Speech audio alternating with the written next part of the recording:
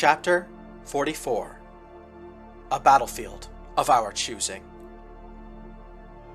You're listening to Xenonian News. Here is the top of the hour story. Pangur Vestum, former president of the recently restored Sutherian Republic and elder brother of the now deceased Emperor Kanto Vestum, has announced intentions to return to his home world by the end of the year. Preliminary reports suggest the former ruler refused to come home unless the Sutherian Liberation Army acceded to certain demands, including the abolition of the office of Prime Minister and a nationwide snap election to create a new legislature. The former president is also demanding to know the location of his youngest niece, Imogen Vestum. Former President Vestum claims this individual is the youngest daughter of his brother Kanto, but according to records provided by the Sutherian Secret Police, no such person exists. Trig pulled his attention away from the news report, which was being broadcasted into another one of the quarantine cells. Blinking sleepiness out of his eyes, Trig turned to look back into Appia's cell. A group of Olenbar medical workers were looking over her and exclaiming about a medical miracle that took place during the night. Neuron connectivity is normal, synaptic activity returning to acceptable levels, a doctor muttered to himself while running a scanner over Appia's head. Young lady, did you have any dreams before we woke you up? A nightmare, Appia whispered. I fell into a lake of fire. Any dream at all is a good sign, the doctor said. We don't see any trace of brain damage, and you're not testing positive for the nocturnal plague anymore. Perhaps you'd like to be with your friend. Trig was allowed to take Appia back to the resonance cascade. She stumbled along behind him, keeping hold of Trig's hand with both of her own. Are you feeling groggy? Appia asked. I am. Trig was too impatient. He cut directly to the chase. Who am I talking to right now? Trig said. The girl from Venka Urbo? Or the psionic creature living inside of her? Appia twitched.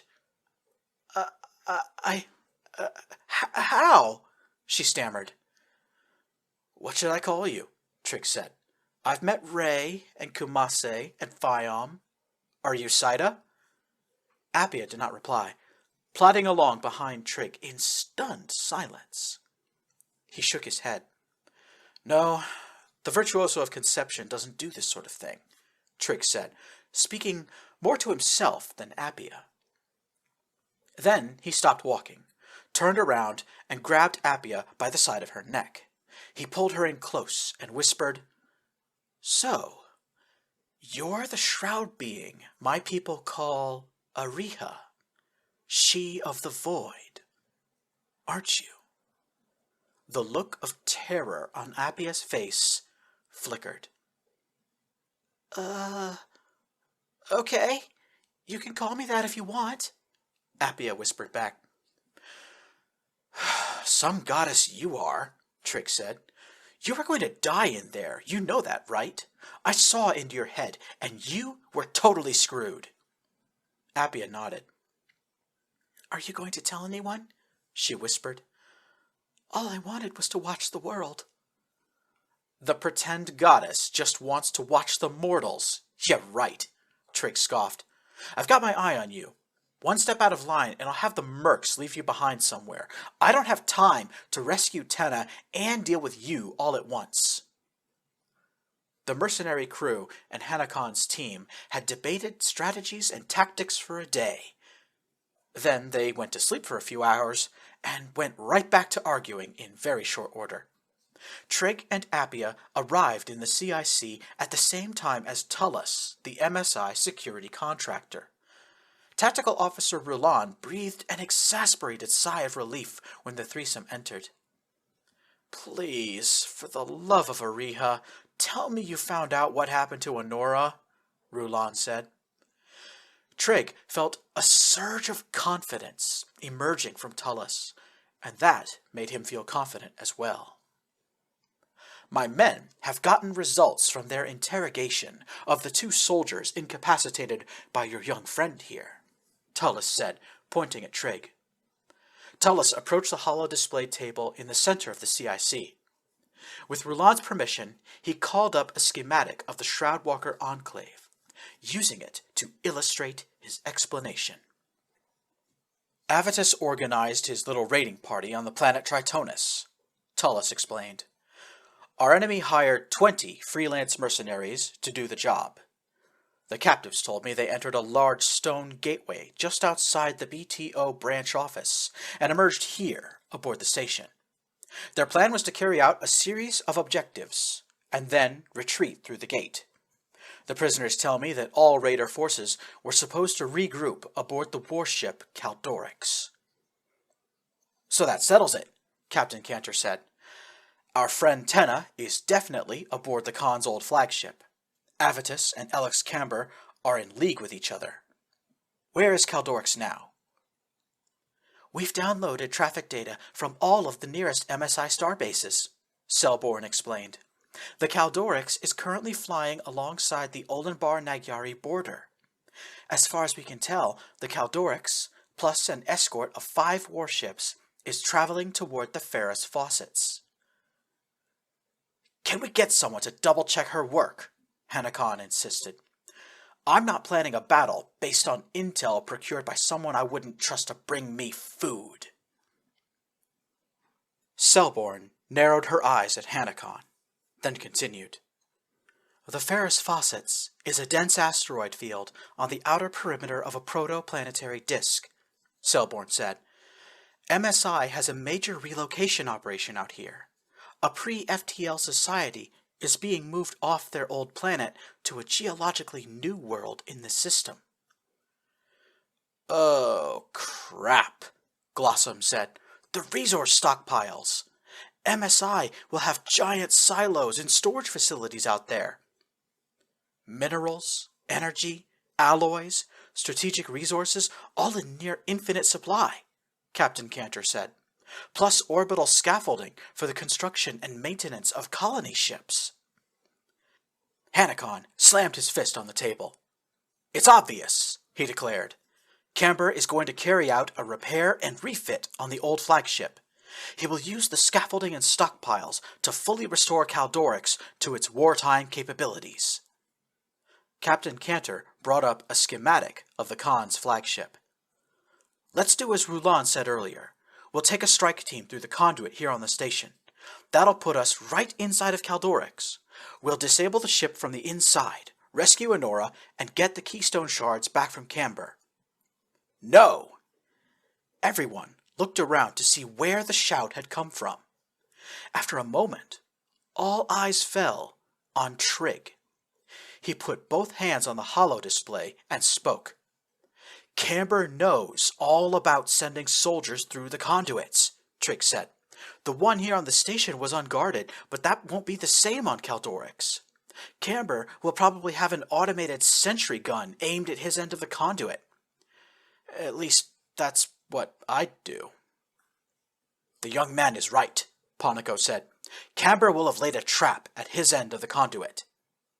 I concur, Hanakon added. Camber will most certainly have the Caldorix conduit under guard. Any attempt to infiltrate the ship via the psionic network will be exceedingly difficult. We'll need a new plan to get aboard the vessel, Rouland said. What if... Hang on, I've already got a plan, Trig interrupted.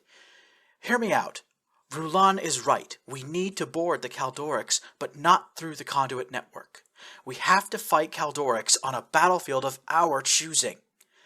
And I think I know how we can do that. Alex Camber ordered everyone to leave the communications tower. He was left alone, and a few minutes later, a soft chime signaled an incoming contact. Alex tapped one of the touchscreens, and the holographic image of Aubrey Charnham, commander of the Sutherian Liberation Army, appeared. It is a pleasure to hear from you again, Commander Charnham said. To what do I owe the pleasure? Alex folded his hands behind him and looked down on his ally. Aubrey Charnham, Alex said, In regards to your previous request for additional armaments, I must report that there are none left to give you. The warm expression on Charnham's face faltered. Furthermore, all communications originating from the Sutherian Liberation Army will be blocked, and any Sutherian vessels entering Nagyari space will be fired upon. Your little race war was a useful distraction, and now I have no further need of it or of you. Do not attempt to contact me again, Commander Charnham. I have a god to kill. Alex terminated the communication, and the hologram of Charnham vanished. Ignoring the chimes of an incoming call, Alex departed the communications tower. He walked through the halls of the starship, focused intensely on his destination. Alex projected telepathic energy ahead of himself, reaching ahead and into one of the former harem chambers. Tenna Honora was lying flat on her back in the middle of the floor. She looked quite different from her abduction 2 days ago. All of her injuries were healed, and she was wearing a simple white dress instead of her usual flight suit. Bored beyond all reason, she entertained herself by twirling her curly red hair around her finger. Avitus knocked on the door of Tenna's room and called out to her, "Honora, you are invited to join our master for dinner tonight. He is most eager to speak with you." "No," Tenna replied in a monotone voice. "If you're gonna brainwash me, quit playing games and just get it over with. I hate all this waiting." Alex returned to himself. He paused in the corridor and took a moment to think. The girl had grown up learning about himself, the Horde, and how Malum Ralpakin used psionics to bring people over to his side. She was expecting to be telepathically influenced, to be placed under mind control. Alex decided to change his approach.